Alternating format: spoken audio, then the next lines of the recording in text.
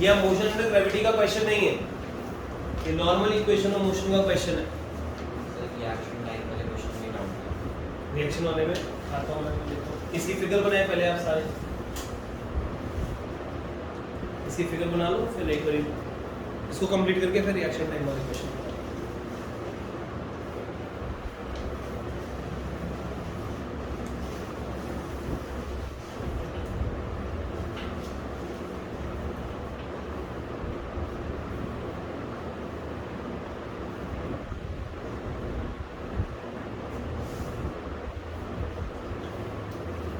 Collision हुआ नहीं हुआ है? नहीं हुआ है।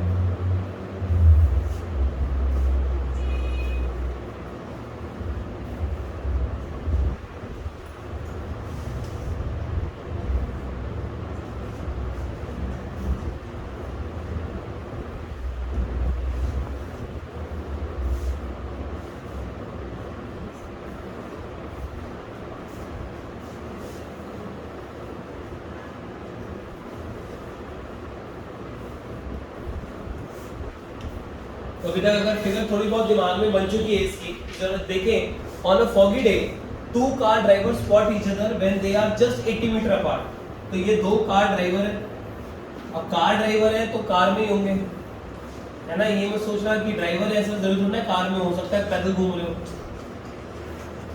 80 मीटर गाड़ी में ही हो, ठीक है। तो यहाँ पे कार ड्राइवर्स है और इन्होंने एक दूसरे को स्पॉट किया 80 मीटर अपार्ट, 80 मीटर की दूरी। तो they are travelling at 72 kilometre per hour and 60 kilometre per hour respectively. अब ठीक है, जो भी है, अब रिस्पेक्टिवली का कोई इतना खास तो मतलब बनता नहीं है क्योंकि उन्होंने स्पेसिफाई तो किया नहीं है कौन किस डायरेक्शन से आ रहा है। लेकिन लेट्स से एक चल रहा है 72 किलोमीटर पर आवर से, लेकिन मेरे को यहाँ पे नजर आया अरे कुछ चीजें किलोमीटर पर आवर में, आगे चल के कोई डेटा नजर आ रहा है मीटर सेकंड की कहानी चल रही है, तो कन्वर्ट करना पड़ेगा, 5/3 से मल्टीप्लाई करना पड़ेगा।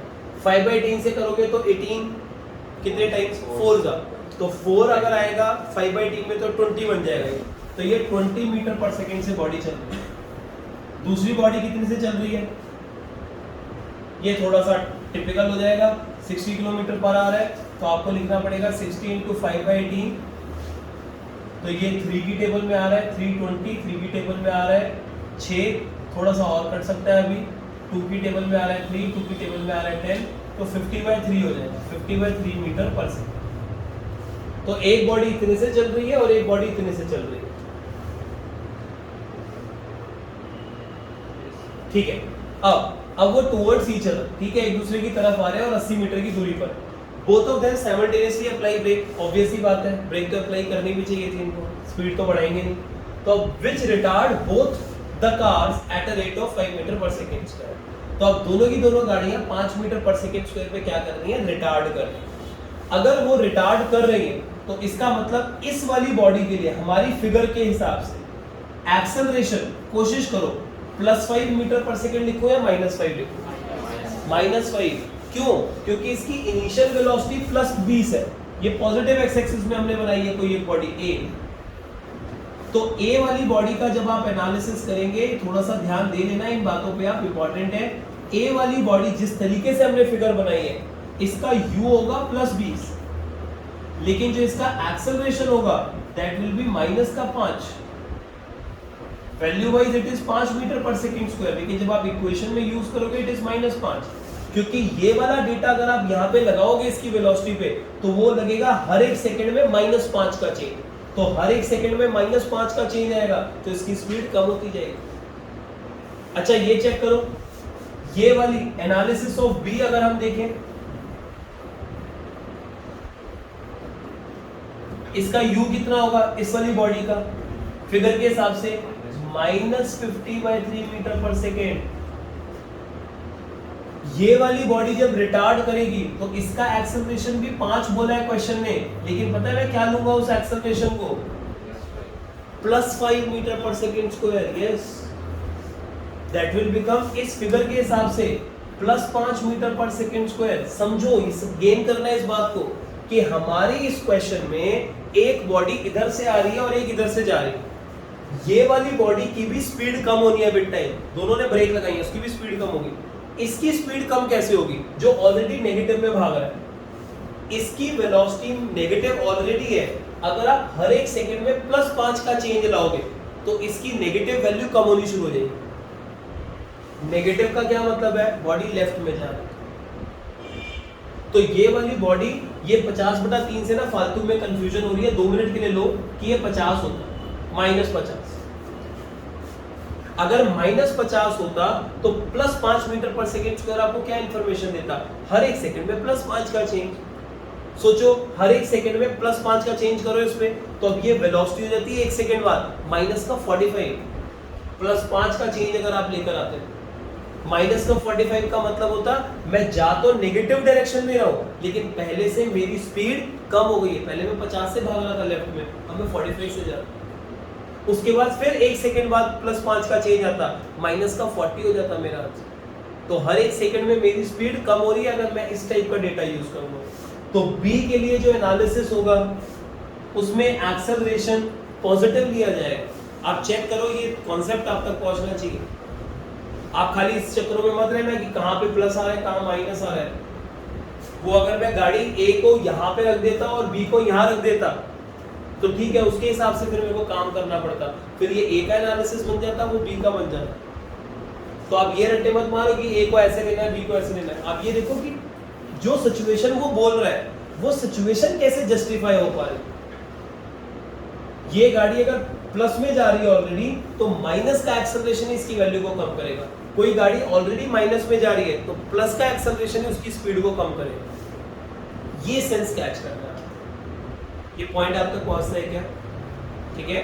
अब इसके बाद क्या करना है, इनके बीच की दूरी है 80, तो अब इसको सॉल्व करने के ना 2 तरीके हैं।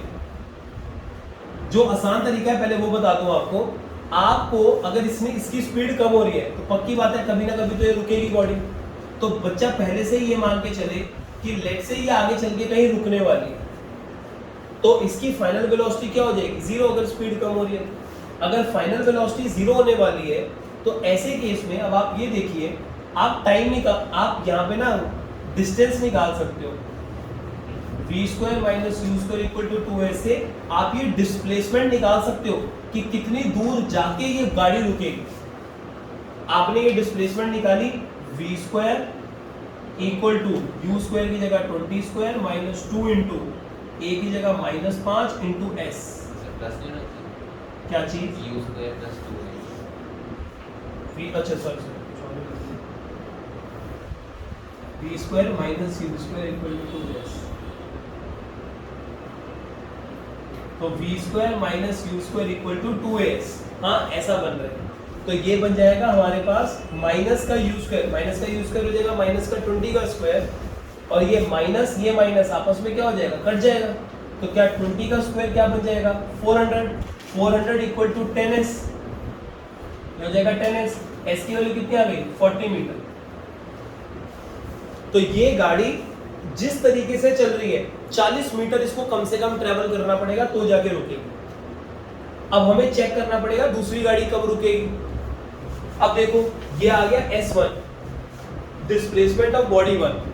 अब आप बिल्कुल इसी वे में ये सोचोगे कि अगर ये गाड़ी की स्पीड भी कम हो रही है तो इसकी स्पीड जब 0 होगी तो ये कितनी देर में रुकेगी। तो आप इसका निकालोगे S2, अभी हम निकालते हैं, लेकिन अगर इसका S2 आ गया, अब सोचो अवॉइड द कोलिजन का मतलब होता है, अवॉइड का मतलब होता है अवॉइड करना। कोलिजन कब अवॉइड हो जाएगा, क्या अगर मेरा S1 और S2 की वैल्यू मिलके, S1 और S2 की वैल्यू मिलके, वैल्यू का मतलब ये माना ये बॉडी नेगेटिव में जा रही है तो इसका डिस्प्लेसमेंट नेगेटिव में आंसर आएगा, लेकिन मुझे नेगेटिव से नहीं सोचनी है कहानी, मेरे को अपना दिमाग लगाना है कुछ इस तरीके से। इसकी वैल्यू अगर 40 आ रही है, इसकी वैल्यू अगर -30 आ रही है, तो अल्टीमेटली ये गाड़ी नेगेटिव एक्स एक्सिस में 30 चल रही है। तो वैल्यू को अगर मैं ऐड करूं S1 + S2 और ये वैल्यू को ऐड करके अगर मेरा आंसर 80 से कम आ जाए, तो अगर 80 से कम आ जाएगा मेरा आंसर कि ये चला S1 ये चला S2, लेकिन दोनों जो चले इंडिविजुअली उनका सम अगर 80 से कम है तो ये कोलिजन बच जाएगा, है ना, क्योंकि बीच का जो गैप था वो ज्यादा था एज कंपेयर टू इन दोनों को इंडिविजुअली चलने में जो जगह चाहिए।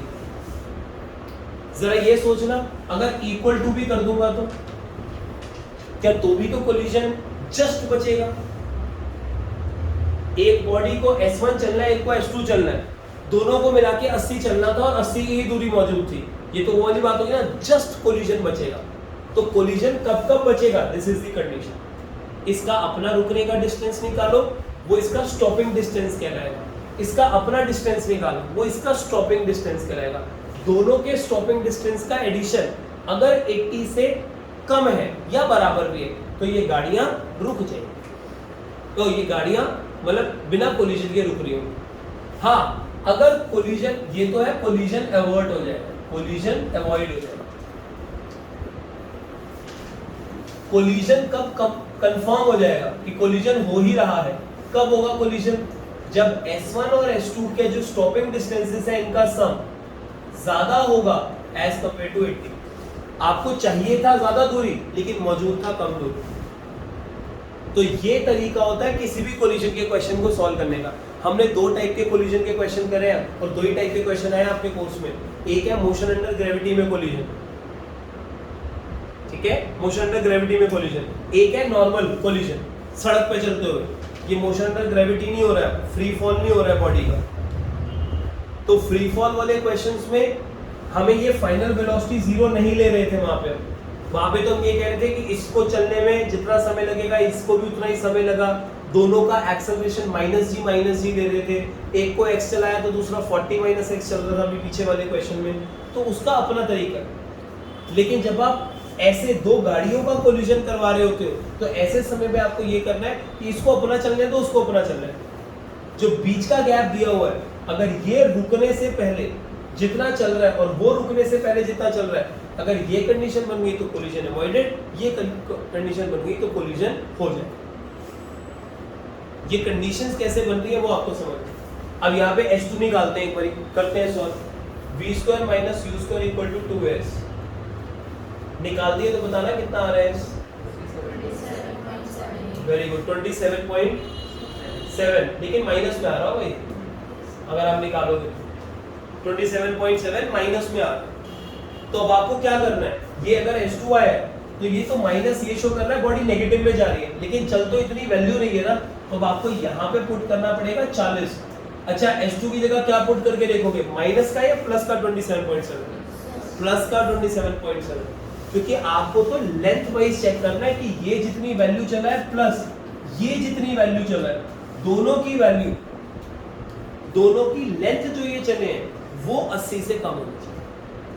तो माइनस खुद से हटाना पड़ेगा आपको ताकि क्वेश्चन का सही सेंस आप कैच कर पाओ, क्योंकि ये तो ये इंफॉर्मेशन दे रहा है बॉडी नेगेटिव में इतना चली, लेकिन जितना लेंथ चली है वो ये है, पहले वाली बॉडी इतना लेंथ चली है, दोनों का सम 80 से कम आ रहा है। बिल्कुल सही बात है, ये 67.7 आ रहा है, कोलिजन बच जाएगा। ठीक है, ऐसा क्वेश्चन हमें गेन करना आना चाहिए। चलो आगे देखो, सर हम बोल सकते हैं S1 + mod S2। S1 + mod S2 बोल सकते हो आप। अगर आप 9th-10th में ना आपको शायद ऐसे एब्सोल्यूट वैल्यू का सिंबल सिखाया गया हो, सिखाया है कि अगर एब्सोल्यूट वैल्यू नाम सुना या मॉड नाम सुना है कभी। एब्सोल्यूट वैल्यूज वो होती हैं कि भले ही आंसर नेगेटिव हो लेकिन उसका खाली पॉजिटिव वैल्यू लेनी है, तो वो उसको एब्सोल्यूट वैल्यू कहते हैं मैथ्स में। तो -27.7 की एब्सोल्यूट वैल्यू इज 27.7। एब्सोल्यूट मतलब खाली वैल्यू पे हम फोकस कर रहे हैं, उसके साइन पे फोकस नहीं कर रहे। तो आपको यहाँ पे एब्सोल्यूट वैल्यू लेनी है। ये एब्सोल्यूट वैल्यू लेने का सिंबल होता है, दो डंडी लगा, वो मैथमेटिकल सिंबल है अभी के लिए आपके लिए। लेकिन आप खाली लेंथ के हिसाब से ध्यान दो कि ये S1 S2 हमारे स्टॉपिंग डिस्टेंसेस हैं। डिस्टेंस तो हमेशा पॉजिटिव ही होती है, तो ये स्टॉपिंग डिस्टेंस और S2 भी हमारा स्टॉपिंग डिस्टेंस।